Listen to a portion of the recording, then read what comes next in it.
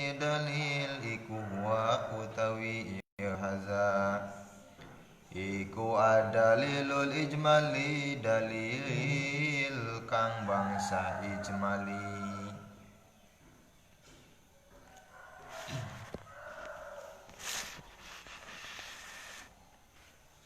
Lil baqai kaduwe sifat baqa allazi yajibu kang bakal wajib ala kulli syakhsin ing atase saban-saban awak-awakan sawiji opo ayak lama yen tawaru itu sakhos ing dalil ijmali wahalane eling-eling kaza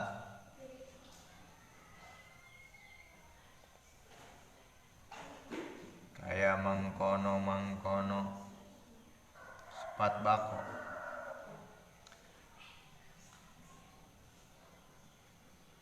kullu aqidatin utawi saban-saban aqidah yajib kang bakal wajib atau jadi khobar muqaddam kaza iku kaya mangkono sifat bako kullu aqidatin utawi saban-saban aqidah yajib kang bakal wajib opo ayya'lama yen tane kadaken itu sakhosha ing aqidah ya'lamu fi'il mudhari dimasuki an maka fi'il mudhari wajib dibaca nasab. Fi'il mudhari itu wajib rofa kalau misalkan tidak tajarud dari amil nasab dan amil jazm disebabkan dimasuki amil nasab maka wajib dibaca nasab yang tadinya rofa jadi nasab. Opo ayang lama yen tane kadaken itu sakhosha ing akidah wa ya'lamu lan waru itu sakhos dalilahal ijmali ing dalil kidam kang bangsa ijmali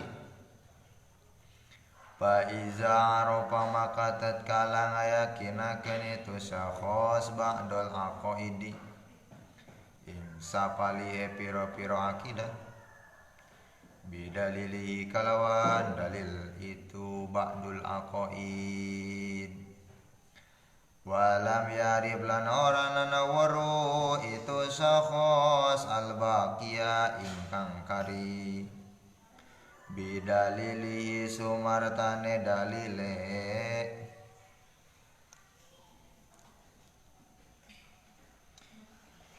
itu bako teh sifat bako lam yakfi maka ora nana bakal cukup itu ba'du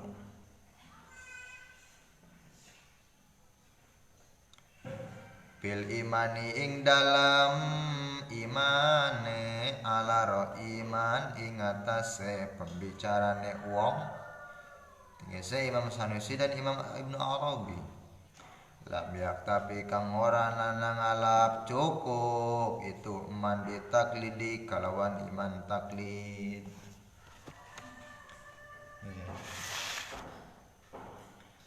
Masih berbicara tentang sifat wajib akli kepada Allah Subhanahu wa taala. Yang ketiga itu adalah sifat baqo. Sifat baqo ini termasuk ke dalam sifat salbiyah. Wajib indal akli Allah Subhanahu wa taala tersifati oleh sifat baqo, yaitu jikalau seandainya Allah dikira-kirakan indal akli jaiz diakhiri oleh tiada adamul akhiriyati lil wujud, maka berarti Allah itu adanya Allah itu termasuk ke dalam hadis. Jika seandainya Allah Subhanahu wa taala wenang indal akli diakhiri oleh tiada, maka berarti akal kita akan berasumsi bahwa adanya Allah itu hadis. Hadis itu apa? Hadis itu wujuduhu ba'dal adam. Jadi adanya itu didahului oleh tiada, itu dinamakan. Maka adanya Allah itu termasuk ke dalam hadis. Kalau misalkan Allah hadis, pasti fayab taqiru ila muhdisin. Pasti Allah akan membutuhkan terhadap muhdis, yaitu menciptakan Allah. Tuhan yang menciptakan Allah. Jikalau Allah butuh terhadap muhdis, maka akan terjadi daur dan tasalsul. Nah, sementara daur dan tasalsul itu kedua-duanya mustahil. Bung Renaldi. Siap? Paham, Hendriat? Nah, jadi jika seandainya Allah muhdis, maka akan terjadi daur dan tasalsul. Sementara daur dan tasalsul kedua-duanya mustahil. Makanya penjelasannya itu begini. Penjelasan daripada dalil sifat bako gini. Sesungguhnya segala sesuatu perkara yang jaiz ingdal akli diakhiri oleh tiada. Tuh. Jika seandainya Tuhan wajib ingdal akli jaiz diakhiri oleh tiada, maka berarti Allah itu tidak tersifati oleh sifat kidam. Kenapa? Karena setiap zat yang diakhiri oleh tiada, maka adanya zat tersebut termasuk barang mungkin atau jaiz. Setiap perkara yang jaiz adanya, maka perkara tersebut termasuk ke dalam hadis. Sementara hadis, setiap perkara yang hadis pasti akan membutuhkan terhadap muhdis. Jika seandainya Allah membutuhkan terhadap muhdis, tadi akan terjadi daur dan tasalsul. Tasalsul itu huwa tatabu'ul asa ila asawaid malani hayatalah. Jadi runtuhna hiji perkara karena perkara sejen teu aya tungtungna. Allah B diciptakan ku Allah A. Allah A diciptakan ku Allah B. Allah B diciptakan ku Allah C. Allah C diciptakan oleh Allah D. Terus tidak ada akhirnya. Maka kalau seperti itu dinamakan tasalsul. Sementara tasalsul mustahil. Kemudian daur. Apa itu daur? Tawaqqufun syai'in ala syai'in. Nunggu hiji perkara karena perkara saja. Tapi ayat tungtungna seperti Allah A diciptakan oleh Allah B. Allah B diciptakan oleh Allah C. Allah C diciptakan oleh Allah A. Tuh, itu daur. Sirkulasi teologi perputaran Tuhan. Itu mustahil. Makanya baik itu daur ataupun tasalsul yang menjadikan sebuah natijah bahwa Allah itu hadis membutuhkan terhadap muhdis, maka itu adalah pasid. Muqaddimah sugro, muqaddimah kubro, natijahnya pun pasid. Maka berarti Allah itu bukan hadis tapi Allah kidam, dan Allah tersifati oleh sifat bako. Paham? Setiap perkara misal seperti zat Allah Subhanahu wa taala itu wajib ingdal akli tersifati oleh sifat kidam. Dalilnya sudah terlewat.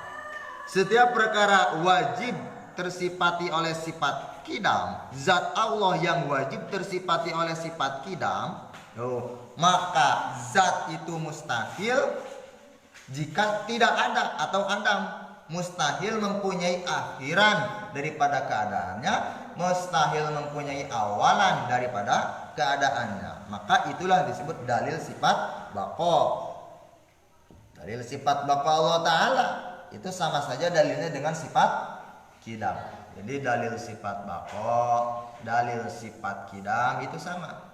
Tapi bako di sini adalah bako zati mutlak, yaitu bakonya Allah Subhanahu wa ta'ala, atau yang dikenal dengan bako hakiki. Kalau ada kan bako itu ada 3, bako nisbi, ada bako zamani, ada kidam nisbi, ada kidam zamani. Yang benar itu kidam hakiki atau kidam zati mutlak. Bako hakiki ataupun bako zati mutlak itu adalah bakonya Allah Subhanahu wa ta'ala yang tidak mempunyai akhiran daripada keadaannya. Berbeda dengan bakonya makhluk seperti dunia. Ini adalah bakoknya makhluk, mempunyai akhiran. Kapan akhirnya? Ketika sangkakala ditiup oleh malaikat maka hancurlah semua alam dunia. Paham? Dan Allah pun tidak mempunyai akhiran daripada keadaannya, tidak mempunyai awalan. Artinya hal seperti ini termasuk sifat salbiah yang berfungsi untuk menafikan segala sesuatu yang tidak layak dinisbatkan kepada Allah. Tidak pantas. Seperti jika kita bertanya, sejak kapan adanya Tuhan? Orang yang kritis, orang-orang yang mendalami filsafat panteisme, filsafat barat, itu terkadang pemikiran kritisnya itu berkata sejak kapan adanya Tuhan? Sampai kapan adanya Tuhan? Gitu kan? Padahal pertanyaan seperti itu tidak pantas ditanyakan kepada Allah, tapi pantasnya diperuntukkan untuk manusia. Sebab itu sudah dinafikan oleh sifat salbiah, yaitu kidam dan bako. Paham? Nah, terkadang orang-orang yang kritis tapi tidak dilandasi dengan ilmu agama yang mapan, maka kekritisannya itu akan terbengkalai sehingga menjadikan sebuah pemikiran yang sesat. Karena apa? Karena tidak mengkaji premis-premisnya itu bagaimana. Untuk menjadikan sebuah kesimpulan itu butuh premis minor, premis mayor, pemikiran-pemikiran yang baik, yaitu filsafat. Saya setuju dengan adanya filsafat, karena filsafat itu sebagai pisau analisis. Tapi filsafat itu sifatnya rasional, empirik. Nah, jika seandainya empirik, maka ada beberapa orang yang tidak percaya terhadap mistis atau disebut dengan suprarasional, supralogis. Kan kalau filsafat harus logis dulu. Saya beribadah kepada Tuhan, Tuhan yang mana? Saya ingin bertemu dengan Tuhan. Tuh kan itu membutuhkan pengalaman yang luar biasa. Artinya mereka itu filsafatnya itu secara indrawi pengen melihat, padahal ada yang disebut dengan supra indrawi. Paham? Nah, itu tak. Kalau misalkan dalil sifat bako sudah dijelaskan, berarti konklusi daripada dalil sifat bako itu begini. Wa asiluhu, adapun kesimpulan dalil sifat bako itu antakula ucap gini. Law lam yajib lahu al baqo bi an kana yajuju alaihi al adam. Jika seandainya dikira-kirakan Allah Subhanahu wa taala tidak wajib tersifati oleh sifat baqo, berarti Allah jaiz. Artinya Allah itu Adam. Adam di sini berarti apa? Allah mempunyai akhiran daripada keadaannya. Kalau seperti itu lantafa anhu al-qidam, berarti Allah tidak tersifati oleh sifat qidam. Sementara wal qidamu la yasihu intifa'uhu anhu ta'ala. Sementara sifat qidam itu tidak sah jika seandainya Allah tidak tersifati oleh sifat qidam, karena dalilnya sudah dijelaskan terdahulu. Jika Allah Subhanahu wa taala tidak tersifati oleh sifat qidam, berarti Allah hadis. Jika seandainya Allah hadis, berarti Allah butuh terhadap muhdis. Jika Allah butuh terhadap muhdis, berarti Allah akan terjadi daur dan tasalsul. Sementara daur dan tasalsul itu kedua-duanya mustahil, maka berarti sepakat para ulama bahwa Allah itu tersifati oleh sifat qidam. Dapat dipahami? Nah, dalil seperti ini dinamakan dalil ijmali untuk sifat baqo. Allazi yajibu ala kulli syahsin ayyalamahu. Diwajibkan kepada setiap mukallaf kita harus mengetahui baik itu dalil ijmali maupun dalil tafsili. Kullu aqidatin, setiap akidah. Artinya 20 wajib akli, 20 mustahil akli jaiz 1, 4 wajib dari Rasul, 4 mustahil Rasul jaiz 1, jumlah 50 akidah itu ke semuanya itu wajib untuk diketahui. Wa ya'lamu dalil al ijmali, wajib kita mengetahui dalil ijmali ataupun tafsili. Fa iza arafa badal aqaid bidalili, jika seandainya orang mengetahui dalil aqaid hanya sebahagian saja, maka orang tersebut walam ya'rif al-baqi bidalili lam yakfi, maka orang tersebut itu tidak bisa dikatakan cukup imannya, karena orang tersebut tidak mengetahui dalil secara universal. Artinya tahu dalil sifat wujud tapi sifat yang lain tidak tahu. Kalau seperti itu jadinya orang tersebut tidak mencukupi persyaratan-persyaratan sebagai teologis ketauhidan kepada Tuhan. Maka orang tersebut keimanannya itu adalah diikhtilafkan oleh ulama. Ala ro'iman lam yaktafi ataklin. Pendapat orang-orang yang berasumsi tidak cukup orang yang taklid terhadapan ilmu tauhid, maka iman itu tidak jadi, tidak cukup. Artinya kufur, ya kan? Orang tengarti tauhid, kufur. Pendapat sah, pendapat Imam Ibnul Arabi dan Imam Sanusi. Pendapat Imam Ibnul Arabi dan Imam Sanusi. Kebanyakan di Indonesia itu banyak orang yang percaya akan sifat-sifat Allah, tapi di saat ditanya dalil itu kemungkinan besar itu tidak akan tahu dalilnya. Saya kalau berbicara tentang sifat, kamu yakin wajib Allah tersifati oleh sifat wujud? Yakin saya. Lakuti itu kotan bahasa dina kita mah, dina Johar Tauhid ya, atau dina Kifatul Awam ya. Seandainya kaulah diwalang-walang dicacad awak kaulah mah yakin karena sifat wujud Allah. Nah dalilna teuing cek makna oge kitu. Tah dalil seperti itu teu cukup. Kudu dalil tafsiri koma santri. Gitu. Paham? Bahkan pendapat Imam Ibnu Arabi dan Imam Sanusi mah neraka we. Tapi pendapat mayoritas jumhur ulama ahli tauhid, ari dosa mah ari eta mah teu kafir mah teu, ngan hukumna dosa gede. Paham? Mana orang wajib ngaji tauhid. Ulah wa kahayang salat lamun can bisa tauhid. Ulah wa kahayang naon tauhid we asakeun heula. Gitu kan? Itu pendapat para ulama-ulama salaf. Jadi dalilna sifat bapaknya begini. Lau zaza ayulikahu al-adam, jika seandainya dikira-kirakan jaiz Allah subhanahu wa ta'ala Adam, artinya Adam itu mempunyai akhiran daripada keadaannya. Allah teh aya tungtungna. Jika seandainya Allah mempunyai akhiran daripada keadaannya, maka lakana maka berarti hadisan Allah itu hadis. Jika seandainya Allah hadis itu baru anyar. Jadi ayana Allah teh anyar. Lamun anyar pasti butuh kanu nganyarkeun, payak takiru ila muhdisin, butuh kanu nganyarkeun. Tuh. Jadi lamun ayana Allah anyar butuh kanu nganyarkeun. Jadi ada atasan Allah, ada atasan Tuhan. Allah A diciptakan ke Allah B, Allah B diciptakan ke Allah C. Tuh, itu kan seperti itu terjadi tasalsul kalau tidak ada akhirnya. Terus tungtung nepi kajet ke terus aya keneh. Tah eta seperti kitu mustahil tasalsul atau terjadi timbul daur. Tapi daur mah tungtungna. Allah A diciptakan oleh Allah B, Allah B diciptakan oleh Allah C, Allah C diciptakan oleh Allah A. Tuh, tentu nanya, itu pun sama mustahil. Jadi loba Tuhan, loba Allah. Dan Al-Quran, jika seandainya Allah itu ada dua, maka akan hancur dunia ini.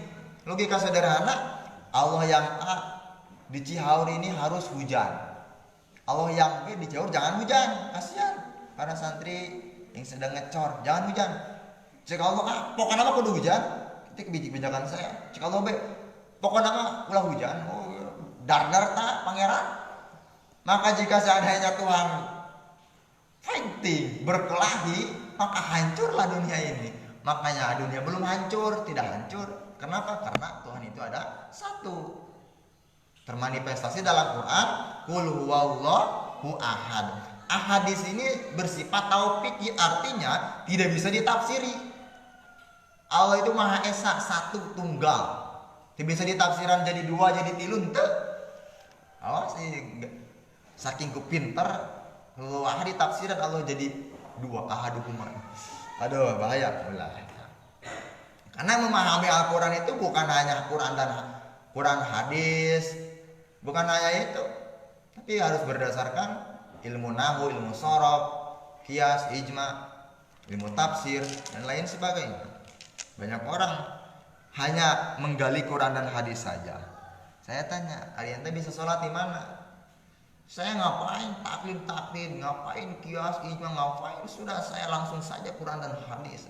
Keren. Kalian bisa sholat di mana? Bisa sholat saya di guru saya. Ada guru mana itu berarti ente taklid ke guru. Sebab di dalam Al-Quran itu tidak dijelaskan sholat 5 waktu ayat dalam Quran. Zuhur, asar, maghrib, isya, subuh ayat dalam Quran. Tangan sok baca tidak ada. Adanya itu di dalam hadis. Tapi di dalam hadis pun cuma menyebutkan Furidat alaikum khamsun maktubah. Diwajibkan kepada kalian semua sholat 5 waktu, zuhur, asar, maghrib, isya, subuh. Tapi tidak dijelaskan detail secara spesifik tata cara gerakan sholat di dalam hadis. Betul gak? Udah sujud, ruku gitu kan? Tuh. Itu di mana dijelaskan? Nah, itu dina ijma ulama. Sepakat para alim ulama, para mujtahid. Tuh kan? Para mujtahid sepakat bahwa adanya sholat itu oleh para ulama, Imam Syafi'i, Imam Ahmad bin Hambal, Imam Hanafi, Imam Maliki. Itu kan sekarang orang banyak mengatakan saya cukup Quran dan hadis. Maca Quran, maca Quran lagi terjemahnya. Ini mengatakan seperti itu. Itu tidak logis sekali. Kalau dalam ilmu falsafat itu tidak logis, tidak empirik kan. Itu hanya gaul-gaul saja. Makanya orang-orang yang hari ini mengkaji Al-Quran itu tidak bisa sagemna Al-Quran. Perlu mengkaji ilmu metafor, ilmu majaz. Karena Al-Quran ini universal, global. Pembahasannya itu secara parsial, secara umum, bukan secara partikular. Maka kendati kita menggali Quran seserius pun kalau tidak mengkaji ilmu Al-Quran, instrumen ilmu Al-Quran, maka tidak akan bisa. Al-Quran ada ayat yang ammah, universal, ada ayat yang khusus, spesialis, ada yang muqayyad, itu kan? Ada yang nasih, ada yang mansuh, ada yang hakiki, realistis, ada yang majazi, metaforis, itu kan? Itu semua ayat Quran perlu kita ketahui. Tidak paham ilmu majaz, akhirnya menerjemahkan Al-Quran, menafsirkan Al-Quran sagel ngalapan Al-Quran. Ya Allah fauqa aydihim, tuh tangan Allah. Padahal segala sesuatu yang membicarakan tentang sifat Allah yang sama dengan manusia, sepertinya Allah di dalam Al-Quran Allah senyum, Allah mempunyai tangan, Allah mempunyai wajah, buka wajhu rabbika dzul jalali wal ikram, ya Allah fauqa aydihim. Itu kan berbicara tentang anggota badan. Nah, untuk memaknai itu semua itu tidak bisa dimaknai secara hakikat. Tapi di situ ada bahasa majaz. Makanya untuk mengartikan Al-Quran ini ada dua, bisa bahasa hakikat, bisa ada bahasa majaz. Melihat situasi dan kondisi, melihat korena. Gitu kan? Banggaran majaz itu. Majajum kalimatun ustumilat li ghairi asyillahu qadudiat li ulqatin ma'akorinatin atat wal maddu. Terus kira tuh. Nah gitulah mangesnya. Kita jadi berbicara tentang Quran itu harus paham ilmu majaz. Sebab itu semua sudah dinafikan, laisa kamitslihi syai'un wa huwas samiul Kafnya itu jaidah, dinafikan. Kalau misalkan kafnya tidak jaidah, tapi nafi isbat, betul nggak? Makanya kafnya itu jaidah. Jadi tidak ada yang serupa dengan Allah Subhanahu wa ta'ala, walaupun itu dijelaskan di dalam Quran. Itu. Walaupun dijelaskan dalam Al-Quran. Pikir kowe kudu dibanaan secara mana majaz, mana hakikat. Jadi ngelamun geus kitu karena benar pemikiran teh. Mana hati-hati orang berguru ka jalma anu memaksakan pemikiran kita bahwa Allah itu bersama di atas aras. Eta hati-hati orang. Sesat eta. Pemikiran seperti itu adalah sesat. Orang yang memaksakan bahwa Allah itu bersemayam di atas aras itu adalah akidah yang fasid. Mengatakan itu adalah takwil fasid katanya. Padahal ilmunya itu belum mumpuni. Jadi memahami Al-Quran seenaknya saja. Padahal tidak mudah untuk memahami Quran. Kalau di dalam himpunan mahasiswa Islam ada turut Quran dan hadis, jalan keselamatan, ya Allah berkati bahagia HMI. Nah, eta turut Quran dan hadis itu menurut saya turut Quran itu tidak cukup, harusnya ditambahkan kias dan ijma. Mungkin darurat nazam atau gimana, positive thinking saja. Tapi kalau turut Quran dan hadis pun itu tidak cukup menurut saya, harus pakai ijma dan kias. Itu Kakang Bojes. Siap Kiai. Nah gitu, paham itu baru dah? Paham? Jadi wajib kepada setiap mukallaf. Orang mukallaf lain. Wajib kepada setiap mukallaf kita itu harus paham betul terhadap sifat baqo Allah Subhanahu wa ta'ala. Itu wajibnya wajib akli. Wajib akli itu apa? Mala yatasawwaru fil akli adamuhu. Segala sesuatu yang tidak akan dapat dimengerti oleh akal, tidak logis, maka perkara tersebut tidak wajib. Tidak wajib. Mala yatasawwaru fil akli adamuhu. Segala sesuatu perkara yang tidak dapat dimengerti oleh akal, tidak adanya adam, maka pahamnya akan kepada hal tersebut, perkara tersebut wajib ada, wajib wujud. Jika seandainya Allah tidak bako, tidak hadis, maka akal kita akan berparadigma bahwa ini semua tidak benar. Karena jika seandainya Allah hadis, maka Allah pasti butuh terhadap hadis. Jika Allah butuh terhadap hadis, maka akan terjadi daur dan tasasul. Sementara daur dan tasasul itu kedua-duanya mustahil, maka pasabata al-qidam wal baqo, maka berarti Allah tersifati oleh sifat qidam dan baqo. Itu wajib akal, dapat dipahami. Wajib akal ini hubungannya kepada sifat 20. Dari mulai sifat nafsiyah, salbiyah, ma'ani dan manawiyah, itu wajib akli. Wajib kepada kita untuk memahami itu semua, dan agama pun mewajibkan kepada setiap mukallaf. Nah, mukallaf teh wajib